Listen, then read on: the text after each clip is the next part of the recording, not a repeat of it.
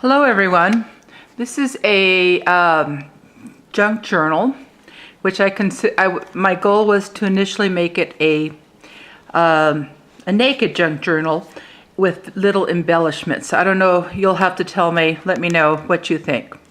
Okay, as you can see the cover, it was the crumpled paper glue, Mod Podge onto some I don't know, some kind of carton, and then I used some brown and some gold to give it this faux leather look. I had been wanting to try this button. I actually sewed the buttons onto, as I sewed the signatures, and even though it looks like I just glued them onto the spine, I actually did sew them in. I don't know, I think if you just, I don't know, I think I could probably give it a full look. And this is some ribbon I found the Christmas clearance, kind of a burlap with a gold, which I tried to kind of cover up to give it more of a vintage look.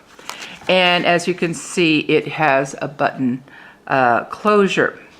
Right after Christmas, I saw a video by the Southern Scribe on paper, coffee staining paper, which I will recommend, and you'll see some of the results. So as you open it, this is like a very vintage, and I think this time I was kind of pleased with the vintage look. This is an envelope pocket right here. These are some stamps, and you can see it, Tim Holt's little girl. And the little girl is actually a tuck spot, and you can see this baby little envelope fits in there, and you can see the music, and I have pieces of lace all over the place. So here, forget-me-nots or notes, and again, it was made to be for journaling. And again, you can see tucks of lace with odds and ends of these little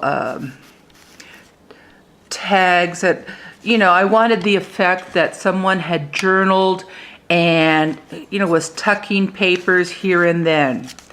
And here is what inspired me, this journal. I watched Southern Scribe, and she talked about how she did her coffee staining, and she basically paints with coffee and uses her heat gun.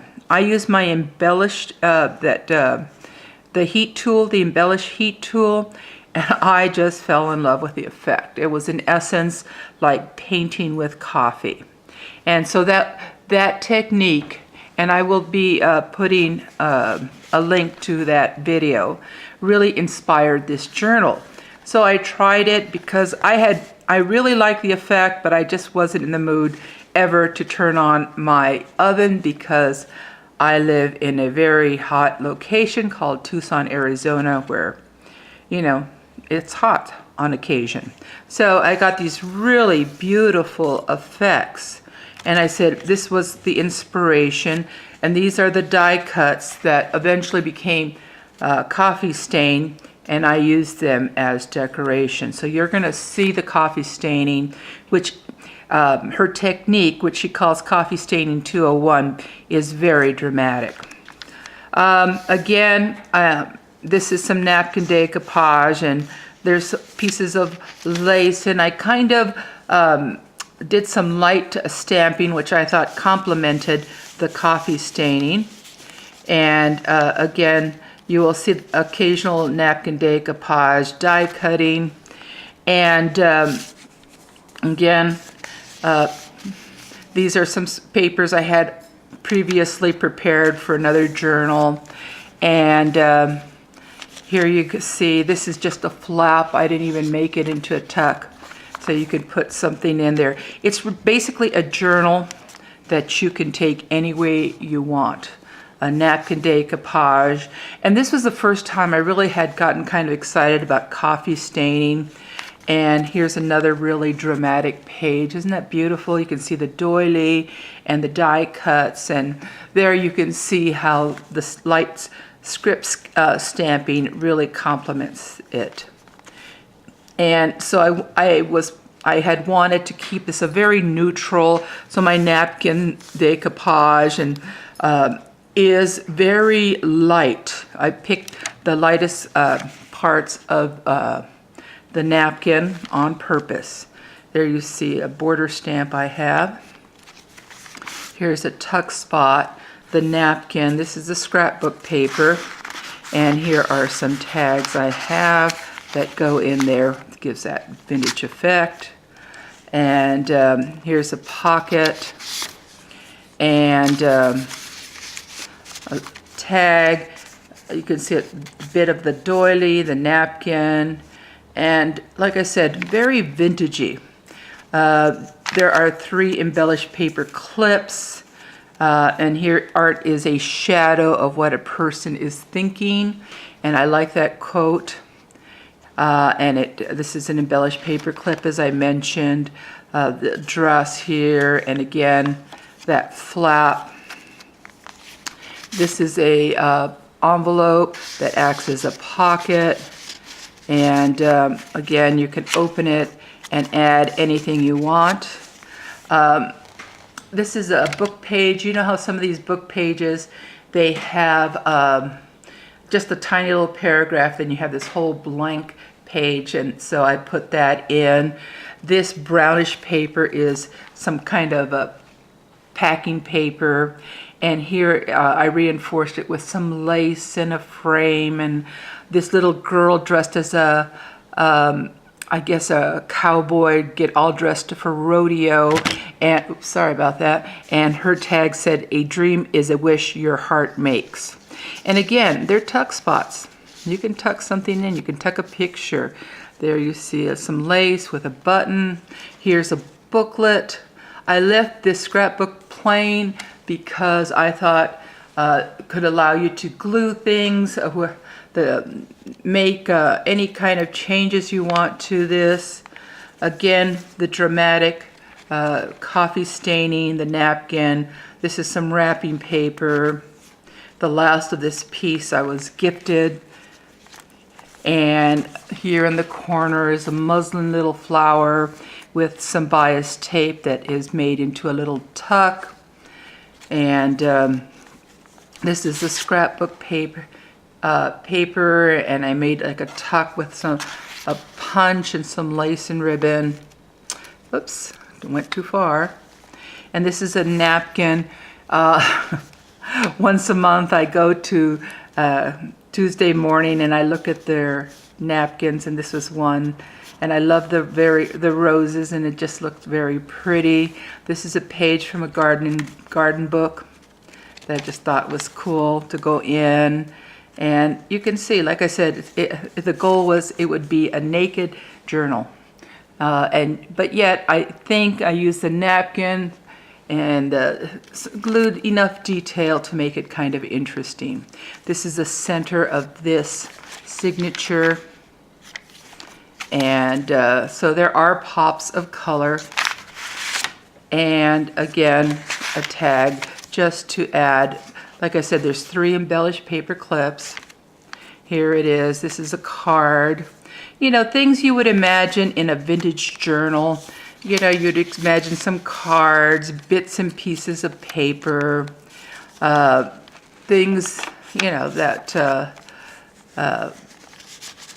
odds and ends. Down at the bottom is a lace pocket, and there you see the tag fit inside of it.